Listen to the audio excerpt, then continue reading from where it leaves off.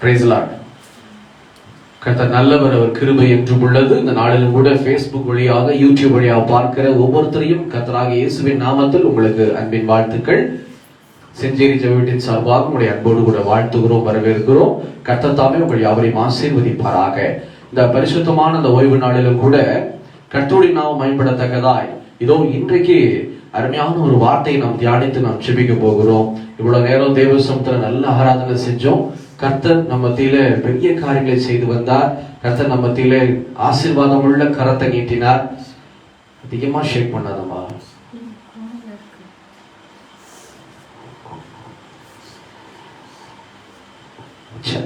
அப்போ இன்னைக்கு இந்த மாதம் கர்த்தர் நமக்கு என்ன வாக்குத்தத்த வசனத்தை கொடுக்க போறாரு அப்படின்னு சொல்லி நம்ம தியானித்து ஜெபிக்க போகிறோம்.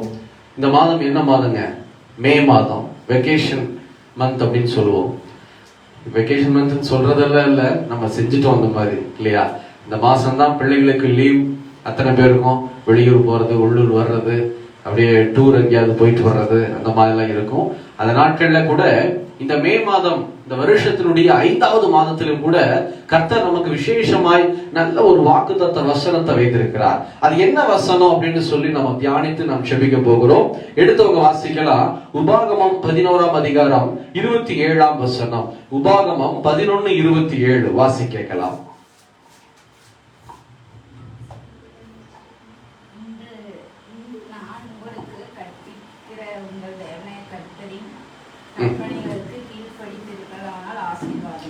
ஆமென். கர்த்தருடைய வேதம் பாருங்க. இன்று நான் உங்களுக்கு கற்பிக்கிற உங்கள் தேவனாகிய கர்த்தரின் கற்பனைகளுக்கு கீழ்ப்படிந்தீர்களானால் ஆசீர்வாதம். ஆண்டவர் சொல்றார், என் மகனே, என் மகளே, இதோ என் கற்பனைகளுக்கு நீ கீழ்ப்படிஞ்சீனா ஆசீர்வதிக்கப்படுவ. கற்பனை அப்படின்னா என்ன அப்படின்னா கட்டளைகள். கட்டளைகள்னா என்ன?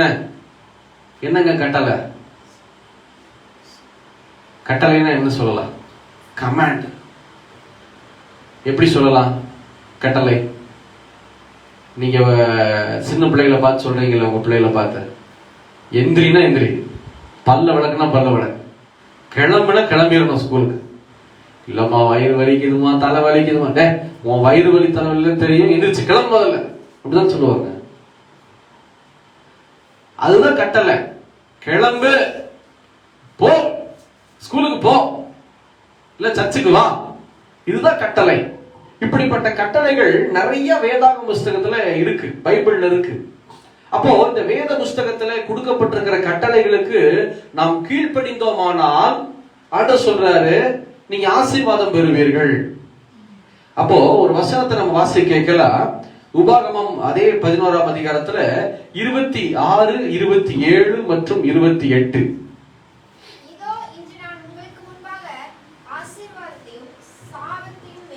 ஆமா, ஆண்டவர் பாருங்க சொல்றாரு, நம்ம முன்னாடி ஒரு பக்கம் ஆசீர்வாதம், ஒரு பக்கம் சாபத்தை ஆண்டவர் வைக்கிறாரு.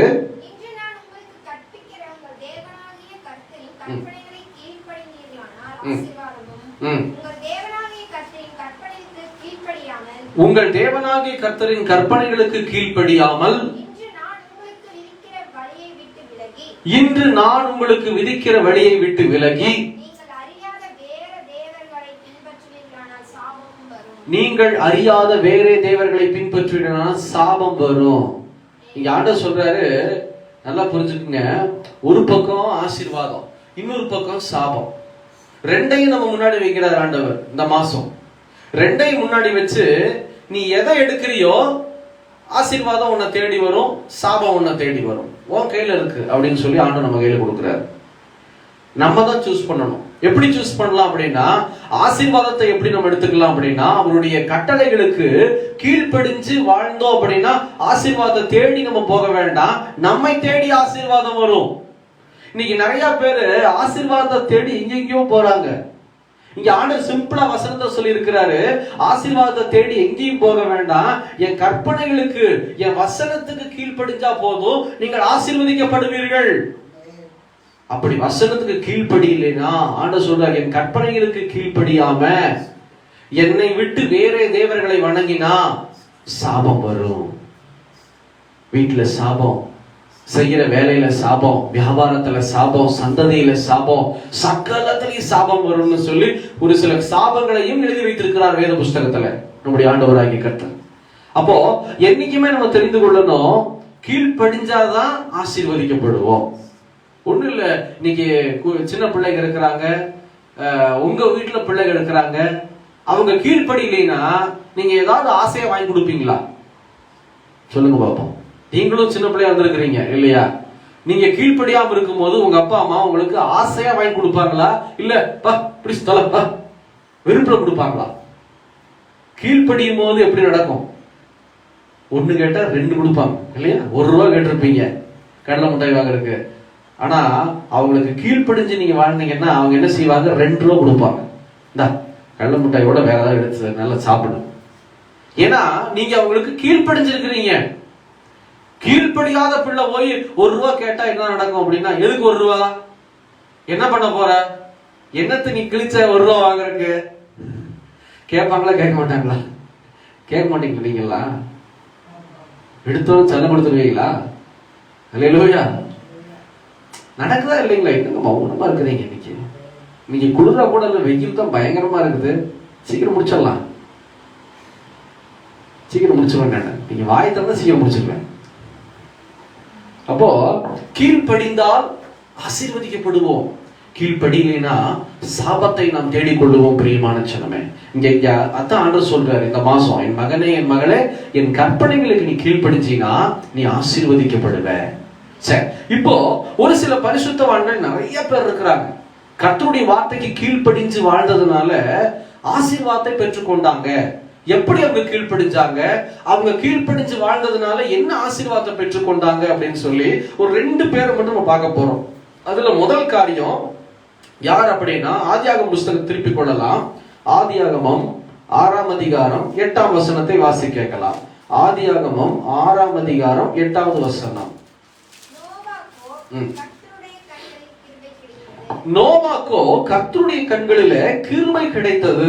வேதம் சொல்லுகிறது கர்த்தருடைய கண்கள்ல கிருபை கிடைக்குதான் நோவாக்கு. கிருபைன்னா என்ன தெரியுங்களா? இன்னைக்கு கிருபை பிரசங்கம் தான் பயங்கரமா போயிட்டு இருக்குது. நீ என்ன வேணாலும் செய்ய, ஏசப்பா ஒன்னும் சொல்ல மாட்டாரு, நீ மன்னிப்பு கேட்டேன்னு விட்டுருவாரு. அப்படியா? உங்க வீட்லயே உங்க பிள்ளைங்கள ரொம்ப சொல்லி சொல்லி கேட்கல, தப்பு அதிகமா பண்ணுச்சுன்னா லைட்டா சூடு வைப்போம், எல்லாம் அடிப்போம் இல்லையா? ஆமாவா இல்லைங்களா? சொல்லி சொல்லி நீ கேட்டியா? எதுக்காக சூடு வைக்கிறோம் இல்ல எதுக்காக அடிக்கிறோம் அப்படின்னா, சப்பு சப்பு நுடுத்துறது எடுத்தோனிய இங்க. ஆனா எக்ஸ்ட்ரீம் அடிக்க மாட்டோம். ஆனா எக்ஸ்ட்ரீமா அதிகமா நம்ம ரொம்ப பலமா அடிக்கிறோம் அப்படின்னா என்ன காரணம் தெரியுமா? அவங்க தொடர்ச்சியா சொல்றதுக்கு கேட்கல, அதுதான் அடி. அப்போ இங்க என்ன சொல்றாங்க, ஆண்டவர் எதுவும் செய்ய மாட்டாராம், ஏசப்பா எதையும் செய்ய மாட்டாரு, எல்லாத்தையும் செய்யறவர் ஆண்டவர். கிருபைதான். அந்த வீடியோ கேம் விளையாடுவோம், பார்த்துருக்கிறீங்களா? Video game விளையாடுவீங்களா? பரவாயில்ல சொல்லுங்க, அங்க பார்க்காட்டி என்ன, இப்ப பார்த்தாலும் என்ன தம்பி வீடியோ கேம் விளையாடுவியா? விட மாட்டியா? என்னடா நீ வீடியோ கேம் விளையாடும் போது ஒரு 3 தடவை 4 தடவை அவுட் ஆகலாம், 5ஆவது தடவை கேம் ஓவர்னு வந்துடும். அப்போ வீடியோ கேம்லயும் அதே மாதிரிதான், நம்முடைய வாழ்விலும் அந்த மாதிரிதான். ஆண்டவர் ஒரு சில கட்டங்களை நமக்கு பரவாயில்ல போ அப்படின்னு விட்டுருவார். தப்பு பண்ணும் போது, தெரிஞ்சும் தப்பு பண்ணும் போது மன்னிப்பு கேட்க விட்டுருவாரு. சரி பரவாயில்ல விடு, ஒரு நாள் வரும் கேம் ஓவர், அவ்வளவுதான், உன நான் மன்னிக்க முடியாது அப்படின்ட்டு ஆண்டவர். அந்த சூழ்நிலைக்கு நம்ம தள்ளப்பட்டு விடாதபடிக்கு எச்சரிக்கையா இருக்கணும்னு வேதம் சொல்லுகிறது. இங்க நோவா மட்டும் ஆண்டவருடைய பார்வையில கிருபையை பெறுகிறார். கிருபை அப்படிங்கிறது என்னன்னா பாதுகாப்பு, ஆசீர்வாதம். கர்த்தரை ஆசீர்வதிக்க விரும்புகிறார் நோவாவை. வானங்களை பூமியும் படைத்த ஆண்டவர் நோவாவை மட்டும் ஆசீர்வதிக்க விரும்புகிறார். வேதம் சொல்கிறது பாருங்க, 9ஆம் வசனத்தை வாசி கேட்கலாம். அதே அதிகாரத்துல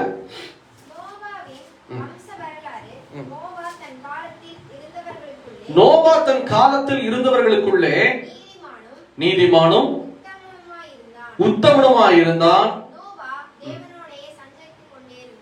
நோவா தேவனோட சஞ்சரித்து கொண்டே இருந்தான். இங்க ஒரு இந்த வசனத்துல குறிப்பா மெயின் பாயிண்ட் ஒண்ணு இருக்கு படிச்ச பகுதியில. என்னன்னு சொல்லுங்க பாப்போம், கண்டுபிடிச்சு. இப்ப படிச்ச வசனத்துல ஒரு மெயினான ஒரு பாயிண்ட் இருக்கு. இல்ல, பைபிளை பார்த்தே சொல்லுங்க. மெயினான பாயிண்ட், மெயின் பாயிண்ட்.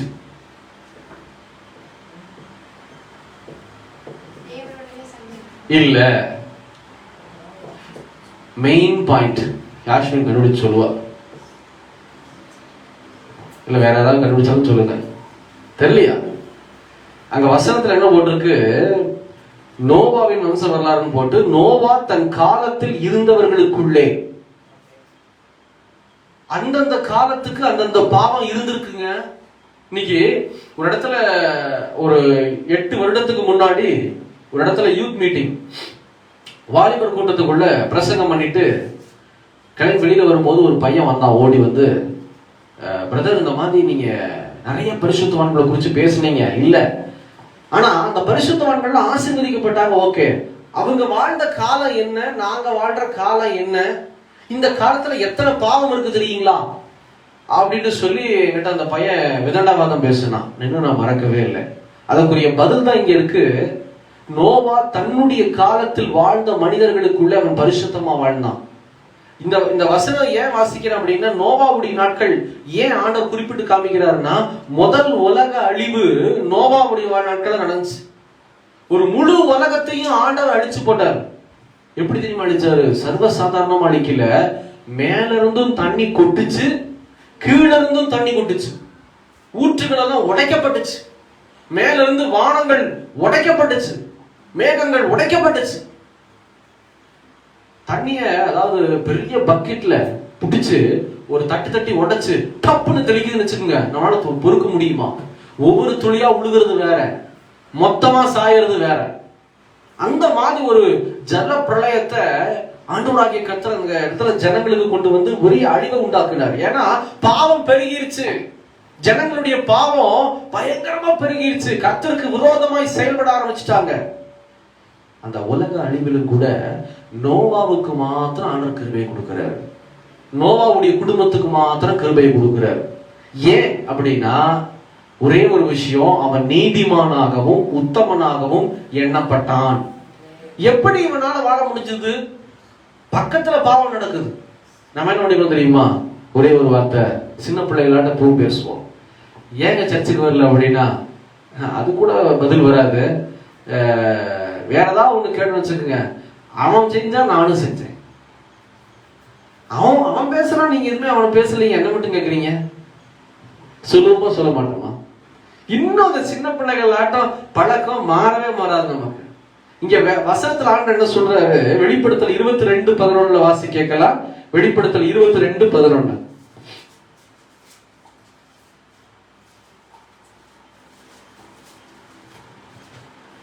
எடுத்து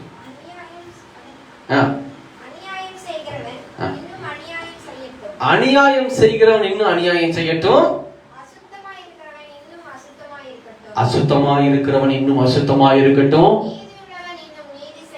நீதியுள்ளவன் இன்னும் நீதி செய்யட்டும், பரிசுத்தம் உள்ளவன் இன்னும் பரிசுத்தமாகட்டும். வசனம் என்ன சொல்லுது? இன்னும். அநியாயம் செஞ்சா இன்னும் செய்ய, அக்கிரமம் செய்யா இன்னும் செய்ய, நீதி சரியா இன்னும் செய்ய, பரிசுத்தமா இருக்கு வாழ்றையா இன்னும் பரிசுத்தமாகு. அப்போ இங்க நோவா பரிசுத்தமாய் வாழ்ந்ததுனால மட்டும்தான், நீதிமானாக உத்தமனாக வாழ்ந்ததுனால மட்டும்தான் கர்த்தர் நோவாவை தேர்வு செஞ்சு என்ன செய்யறாரு? பாதுகாக்கிறாரு, ஆசீர்வதிக்கிறாரு, பலப்படுத்துறாரு. இதெல்லாம் எப்படி முடிஞ்சது? நீதிமானாகவும் அங்க வாழ்ற ஜனங்க பக்கத்துல இருக்கிறவங்க கூட நீதிமானாகவும் உத்தமனாகவும் எப்படி வாழ முடிஞ்சது அப்படின்னா, ஒரே ஒரு காரியம் இங்க வசனம் சொல்லுது, நோவா தேவனோட சஞ்சரித்து கொண்டிருந்தான். சரி, சஞ்சரித்து கொண்டிருந்தான்னு என்னங்க அர்த்தம்? பேசிக்கொண்டிருந்தான். ஆமென், அல்லேலூயா. உரையாடுதல். இன்னைக்கு நம்முடைய பேச்சு எப்படி தெரியுமா இருக்குது? நம்முடைய ஜெபம் எப்படி தெரியுமா இருக்குது? ஓடி போய் சோத்திரம் சோத்திரம் சோத்திரம், ஆண்டவரே எங்களை நேசிக்கிற நல்ல தகப்பனே உங்க சோத்திரம், இன்னைக்கு எனக்கு வயிற்று வலியா இருக்குது, வாய் வலியா இருக்குது, தொண்டை வலியா இருக்குது, ஸ்கூலுக்கு போக பிடிக்கல, எல்லாவற்றையும் பார்த்துக் கொள்ளுங்க, எனக்கு இஎம்ஐ இருக்குது, வீட்டு வாடகை காரியம் இருக்கு, இயேசுவின் நாமத்தில் சந்திங்க. ஆமேன் ஆமேன் ஆமேன். இது உரையாடலா? சொல்லுங்களேன். எஸ்தர் சிஸ்டர், நேத்து என்ன சாப்பாடு நம்ம வீட்டுல? தக்காளி சாப்பாடா? தொட்டுக்க வெறும் தக்காளி சாதமா? தயிர் எல்லாம் ஊத்திக்கலையா? முந்தா நேத்து சரி. யாஸ்மின் என்ன சாப்பாடு நேத்து?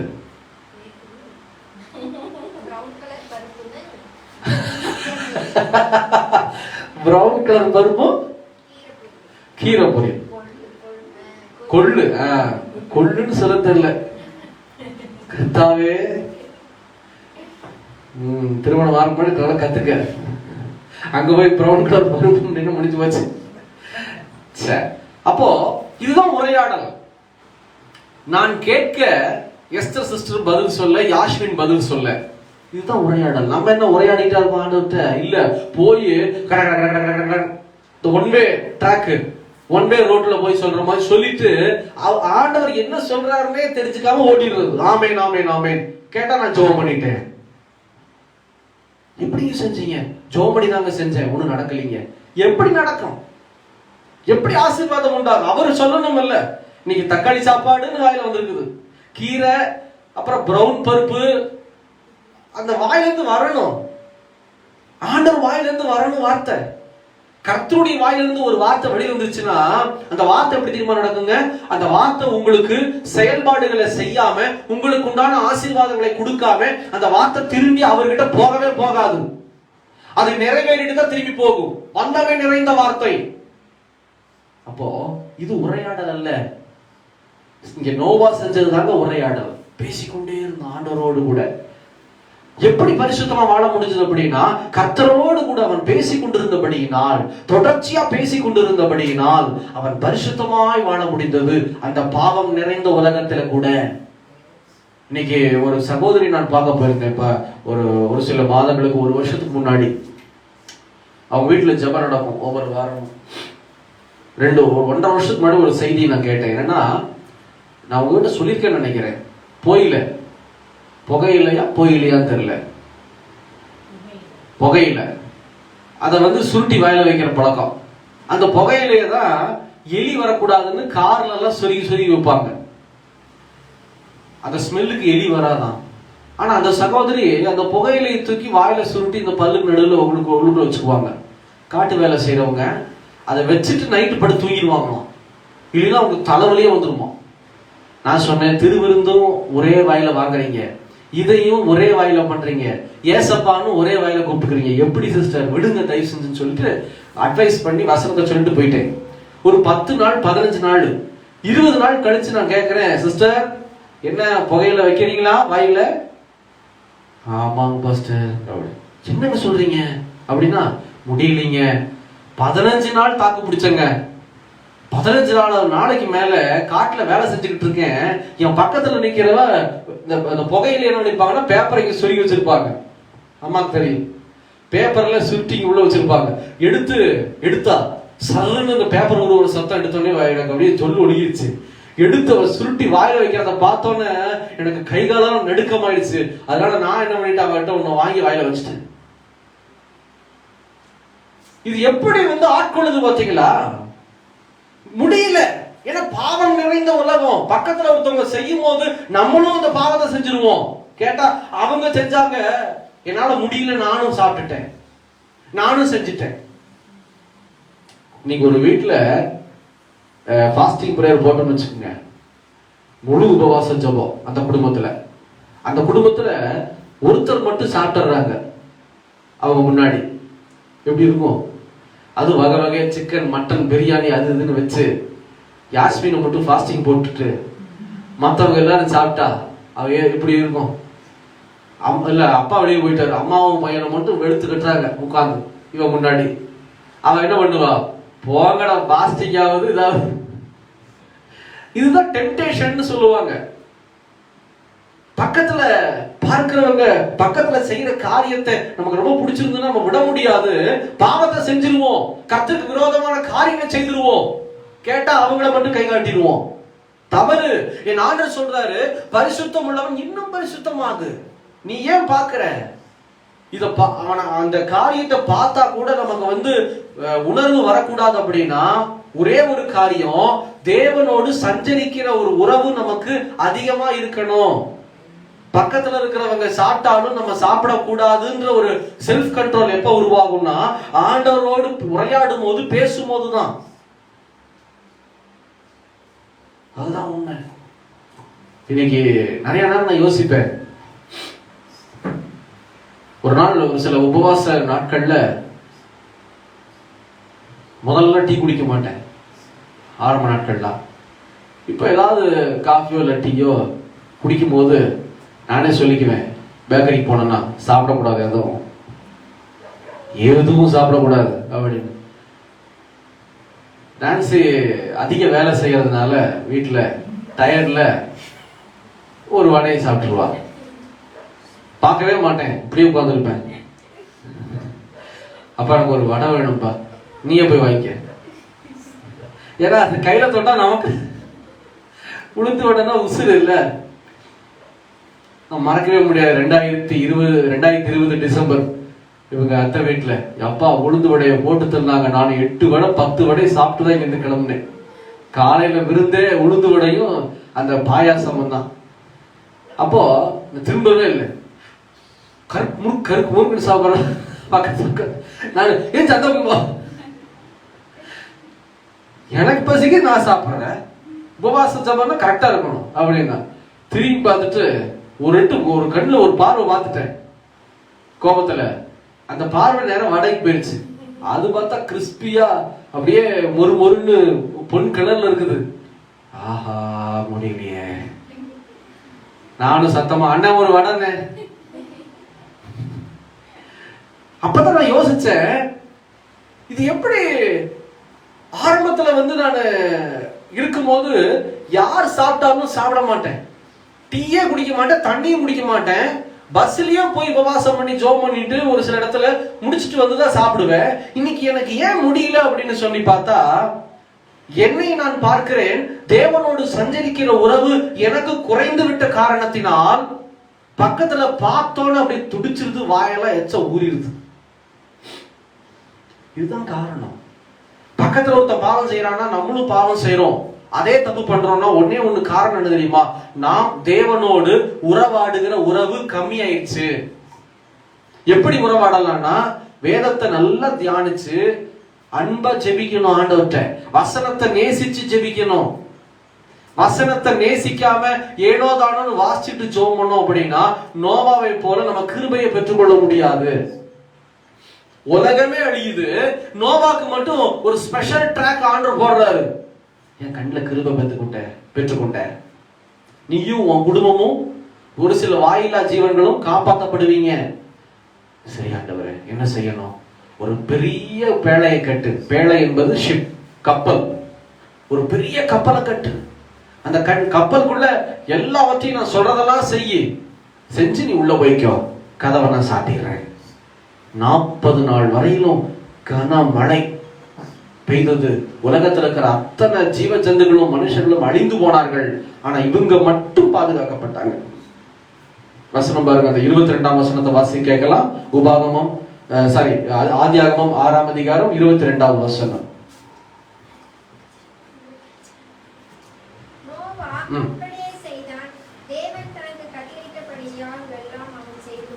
தேவன் தனக்கு கட்டளையிட்டபடி எல்லாம் அவன் செய்து முடித்தான். அப்போ ஆண்டவர் சொல்ல கட்டளைகளுக்கு எல்லாம் நீங்க கீழ்ப்படிஞ்சு வாழ்ந்தீங்கன்னா உங்களுக்கு ஒரு தனி ட்ராக் ஆண்டவர் போடுவார். எல்லாரும் இன்ஜினியரிங் எடுக்கிறாங்களா, எல்லாரும் ஐடி கம்பெனிக்கு போறாங்களா, நானும் போறேன் ஐடி கம்பெனிக்கு. அப்படி இல்லை, யூனிக்கா தெரியணும். ஹல்லேலூயா. இந்த சபைக்கு வந்தா உங்களை மட்டும் ஸ்பெஷலா பாக்குறமா இருக்கணும். கண்டே நகர்த்த முடியாது. உங்களை பார்த்துட்டு என்னடா இது இப்படி இருக்காங்க, சூப்பரா ட்ரெஸ் பண்ணியிருக்காங்க. ஈஸ்டர் அன்னைக்கு வந்த எல்லாரையும் பார்த்தேன். ஆரம்பத்துல யாஷ்மி வரும்போது நீட்டா வந்திருக்காயா, சூப்பரா இருக்கு.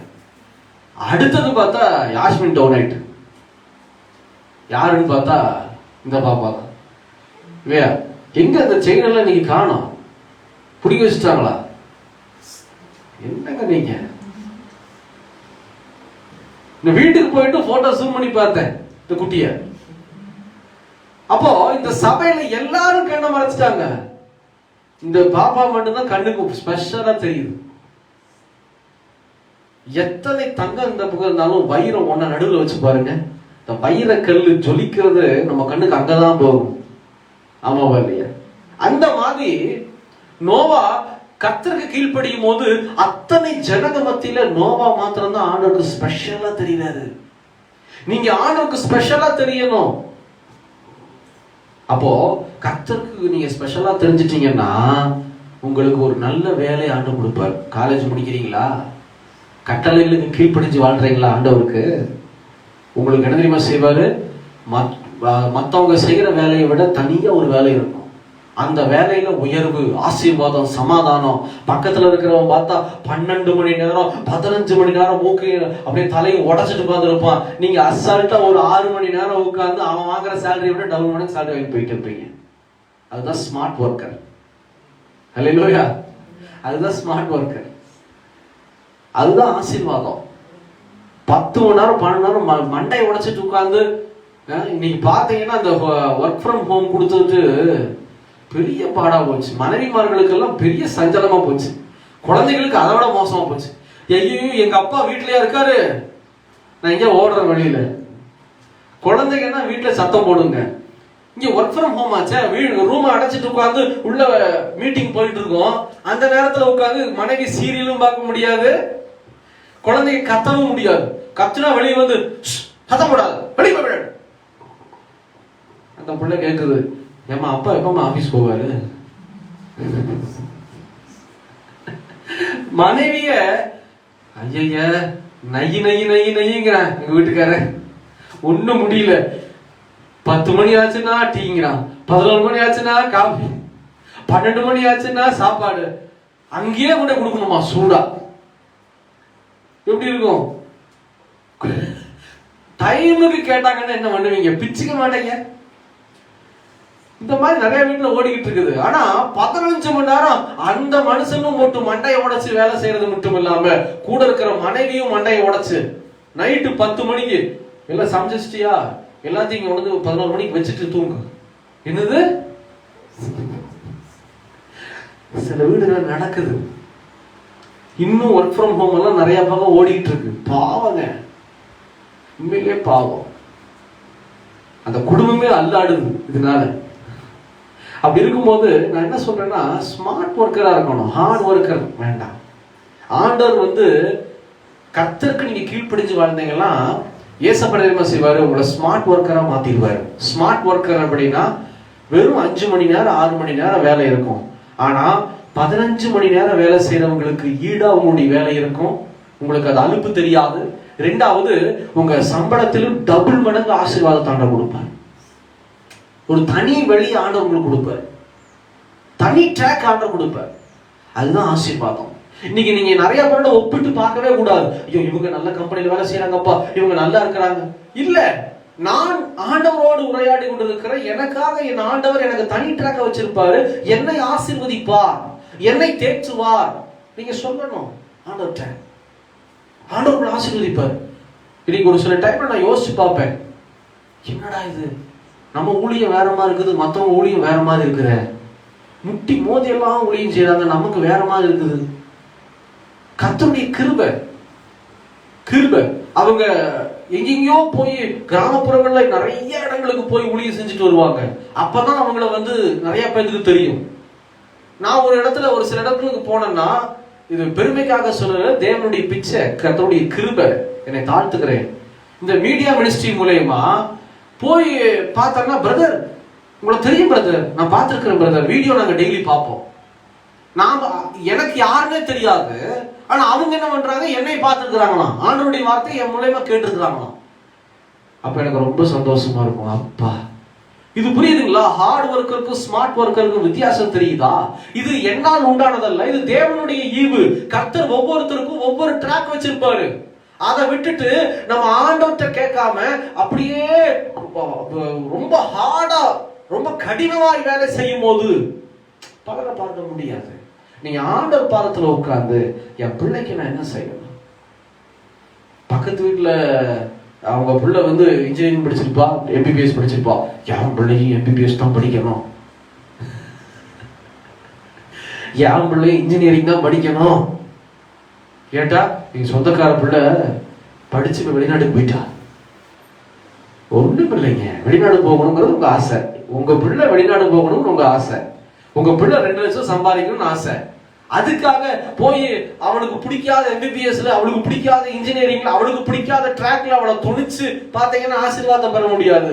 அதுக்கு பதில் என்ன தெரியுமா செய்யலாம்? முழங்கால் போட்டு ஆண்டவர்கிட்ட ஜெபம் பண்ணி, ஏசப்பா என் பிள்ளையும் நல்லா சம்பாதிக்கணும், அதுக்கு ஒரு வழி எங்களுக்கு காமிங்க. கேட்டு பாருங்க, ஆண்டவர் தனியா ஒரு வழி வச்சிருப்பாரு. அந்த வழியில உங்க சொந்தக்கார பிள்ளையை காட்டிலும் பக்கத்து வீட்டுக்கார பிள்ளையை காட்டிலும் உங்க பிள்ளை உயர்வாய் விளங்குவா. அப்ப தெரிஞ்சுக்குவீங்க ஏசப்பானா யாருன்னு. இது நிறைய பேருக்கு தெரிய மாட்டேங்குது, கிறிஸ்தவங்களுக்கு தெரியவே மாட்டேங்குது. யாரோடையும் உங்க பிள்ளைகளையும் உங்க கணவரையும் உங்க மனைவியவோ ஒப்பிட்டு பார்க்காதீங்க. Don't compare. ஏன்னா கர்த்தர் நம்மளை ஆசீர்வதிக்கவே பிறந்திருக்கிறார். நம்ம அவருடைய வார்த்தைக்கு கீழ்ப்படிஞ்சா ஆசீர்வதிக்கப்படுவோம். பாருங்க, ஆதியாகமத்துல 12ஆம் அதிகாரம் முதல் 2 வசனத்தை மாத்திரம் வாசி கேட்கலாம். ஜெபிக்க போகிறோம். ஆதியாகமம் 12ஆம் அதிகாரம் முதல் 2 வசனங்கள். ஆபிரகாம் அங்க இருக்குது,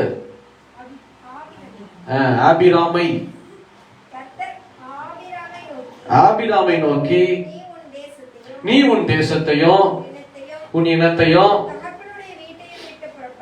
தகப்பனுடைய வீட்டையும் விட்டு புறப்பட்டு நான் உனக்கு காண்பிக்கும் தேசத்துக்கு போ. நான் உன்னை பெரிய ஜாதியாக்கி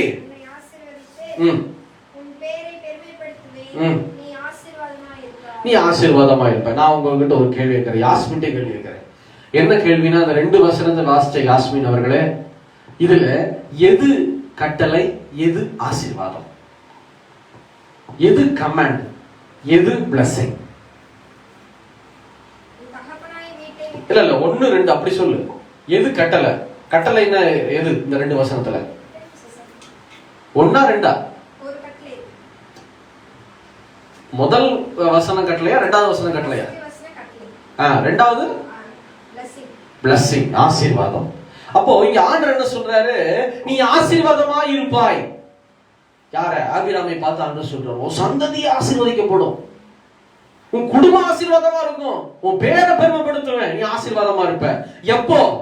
மேல இருக்கிற வசனத்துக்கு கர்த்தர் ஆபிராமை நோக்கி நீ உன் தேசத்தையும் உன் இனத்தையும் உன் தகப்பனுடைய வீட்டையும் விட்டு புறப்பட்டு நான் உனக்கு காமிக்கிற இடத்துக்கு போ, அப்பதான் நீ ஆசீர்வதிக்கப்படுவ. அப்போ ஆண்டவர் சொல்றாரு, என் வார்த்தைக்கு நீ கீழ்ப்படிஞ்சா நீ ஆசீர்வதிக்கப்படுவ. இந்த வார்த்தைக்கு ஆபிரகாம் அப்படியே கீழ்ப்படிஞ்சார். தகப்பன் வீட்டை விட்டு, தாய் வீட்டை விட்டு, ஊரை விட்டு ஒதுக்கி ஆண்டவர் சொல்ற இடத்துக்கு போனோன்னு கர்த்தர் எப்படி தெரியுமா ஆசீர்வதிச்சாரு? குழந்தை பாக்கியத்தை கொடுத்து ஆசீர்வதிச்சார். 100 வயசுல ஈசாக்க ஆபிரகாம் பெற்றுக்கொண்டார்.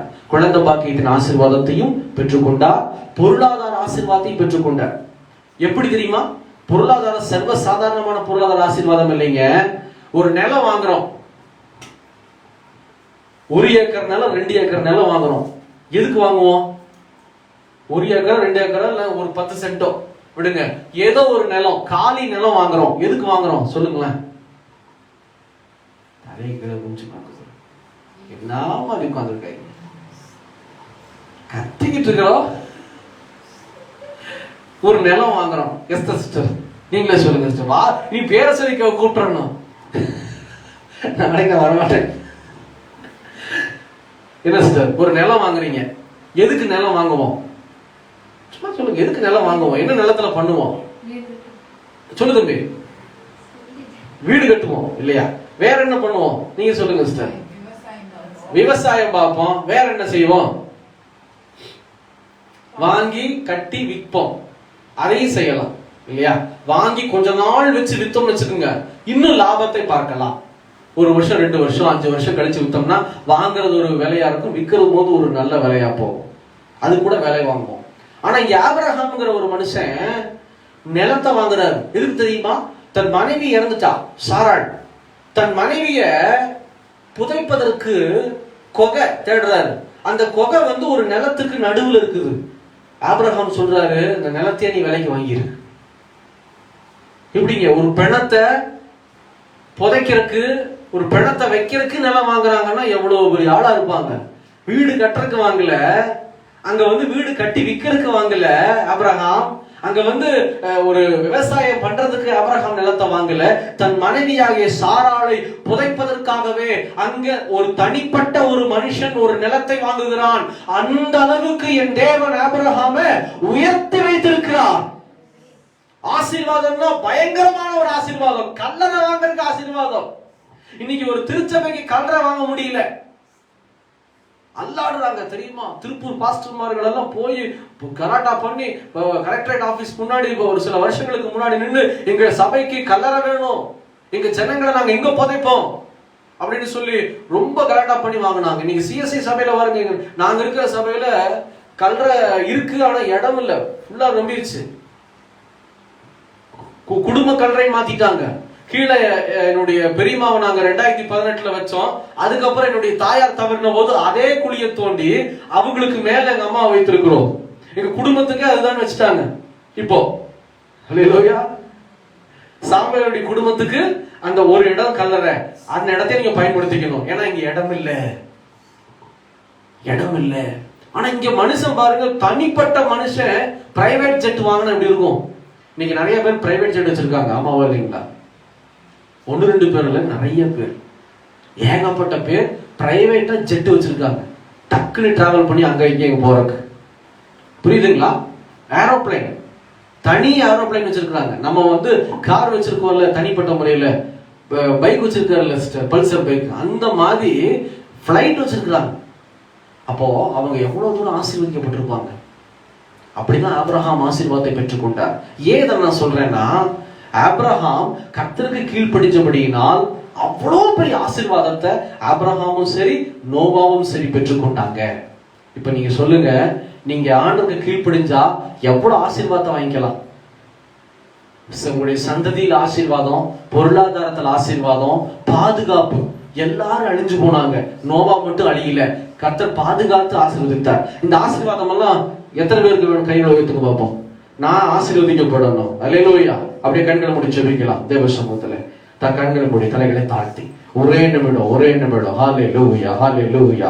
கர்த்தருடைய பிரசன்னம் உங்களை நிரப்பட்டும், தேவ பிரசன்னம் உங்களை நிரப்பட்டும். ஹல்லேலூயா. தகப்பனே, உடைய வல்லமை இறங்கட்டும், உடைய மகிமை இறங்கட்டும் ராஜா.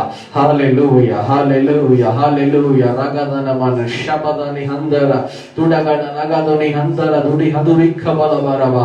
ஓ தகப்பனே, உடைய வல்லமை இறங்கட்டும், உடைய மகிமை இறங்கட்டும் ராஜா. ஹல்லேலூயா, ஹல்லேலூயா, ஹல்லேலூயா, ஹல்லேலூயா. நன்றி ஆண்டவரே, நன்றி தகப்பனே. கர்த்தர் நம்ம கூட பேசிட்டே இருக்கிறாரு. கர்த்தர் நம்ம கூட பேசிக்கொண்டே இருக்கிறார். சேனைகளின் ராஜா நம்மோடு கூட பேசிக்கொண்டே இருக்கிறார். பிரியமான ஜனமே, இன்னைக்கு கர்த்தர் கூட பேசிக்கொண்டு இருக்கிறார். ஒப்பு கொடுங்க. இதோ என் பிள்ளைகளே, இதோ என் கட்டளைகளுக்கு நீங்க கீழ்ப்படிச்சீங்கன்னா ஆசீர்வதிக்கப்படுவீங்க. கட்டளைகளுக்கு கீழ்ப்படியாம போனீங்கன்னா சாபம் உங்க வீட்டை தேடி வரும். ஆண்டவர் தான் சொல்றாரு, கீழ்ப்படிங்க. இன்னைக்கு யாருக்கு கீழ்ப்படுகிறீங்களோ இல்லையோ, ஏசப்பாக்கு கீழ்ப்படிங்க. இன்னைக்கு இந்த ஏசப்பா உங்களை இதோ கையவும் காலையும் கிழிச்சுக்க சொல்லல. அதோ இந்த ஏசப்பா உங்களை பார்த்து இதோ இந்த காரியத்தை சுமந்துட்டு வா, இந்த மாதிரி செய், அந்த மாதிரி செய்யு சொல்லி எதையுமே சொல்லல. லட்சங்களையும் கோடிகளையும் கொண்டு வந்தாதான் ஆசீர்வதிப்பேன் சொல்லவே இல்லை. அதுக்கு பதிலா ஒண்ணு சொல்றாரு, என் வசனத்துக்கு நீ கீழ்ப்படி. என் மகனே, என் மகளே, என் வசனத்துக்கு கீழ்ப்படி, என் வசனத்துக்கு நீ கீழ்ப்படி. ரீமா ஷபாதா ராபாலா காபாது ரீகாபாது ராஹாபாது லாபா. நீங்க ஒப்பு கொடுங்க. நோவா கர்த்தருடைய கட்டளைகளுக்கு எல்லாவற்றிலும் கீழ்ப்படித்ததுனாலதான் நோவாவும் நோவாவோடு கூட இருக்கிற ஜனங்களும் பாதுகாக்கப்பட்டாங்க, ஆசீர்வதிக்கப்பட்டாங்க, பலத்தினால் ஈடுகட்டப்பட்டாங்க. அதே போலதான் ஆபிரகாம் கர்த்தருடைய வார்த்தைக்கு அசட்ட பண்ணாம கீழ்ப்படித்ததுனாலதான் ஆபிரகாம் தன்னுடைய ஆசீர்வாதத்தை பெற்றுக்கொண்டார். சந்ததி ஆசீர்வதிக்கப்பட்டுச்சு, உயர்வை பார்த்தது. இன்னைக்கு உங்களுக்கு உயர்வு வேணுமா? இன்னைக்கு ஆசீர்வாதம் வேணுமா? இன்னைக்கு தேவன் பெரிய காரியங்கள் உங்க வீட்டுல செய்யணுமா? வேலையில எனக்கு ஆசீர்வாதம் வேணும், எனக்கு பிசினஸ்ல ஆசீர்வாதம் வேணும், ஆவிக்குரிய வாழ்வில் ஆசீர்வாதம் வேணும், எனக்கு கடன் அடைக்கப்படணுமே. இன்னைக்கு கடன் அடைக்கப்படணும்னு சொல்லி ஜெபம் பண்றீங்களா? என்னிடத்துல இருக்கிற வியாதி வெளியே போகணும், என் குடும்பத்துல இருக்கிற பலவீனம் வெளியில போகணும், என் பையன் நல்லா படிக்கணும், என் பிள்ளை நல்லா படிக்கணும். ஆண்டவர் சொல்றாரு, இதோ முதல்ல நீ கீழ்ப்படி, கீழ்ப்படி, வசனத்துக்கு கீழ்ப்படி. என் மகனே, என் மகளே, இயேசுவின் நாமத்தினாலே கீழ்ப்படி, நசரேயனாக இயேசுவின் வல்லமையுள்ள நாமத்தில் கீழ்ப்படி, கர்த்தராகிய இயேசு கிறிஸ்துவின் நாமத்தினாலே கீழ்ப்படி, தேவ வசனத்துக்கு கீழ்ப்படி. வேற எதுக்கோ நான் சொல்லல, வசனத்துக்கு கீழ்ப்படிங்க, இயேசுவின் வசனத்துக்கு கீழ்ப்படிங்க, இயேசு ராஜாவுடைய வசனத்துக்கு கீழ்ப்படிங்க.